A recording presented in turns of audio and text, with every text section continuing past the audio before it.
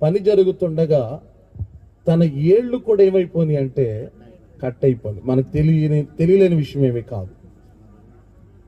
మిషన్లో పడి ఎప్పుడైతే ప్రమాదశాత్తు ఆ ఏళ్ళు తెగిపోనియో, ఇంకా తనలో నిరుత్సాహం ఏంటంటే ఇంకా నా జీవితంలో ఇల్లు కట్టలేను, ఎందుకంటే సరిగ్గా పని చేయడానికి కూడా నా వేళ్ళు లేవు కదా, సహకరించడం లేదు.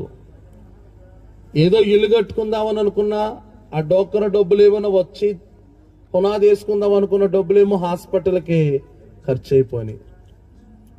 ఏంటి నా పరిస్థితి అని బాధపడ్డ రోజులు ఎన్నో ఉన్నాయి.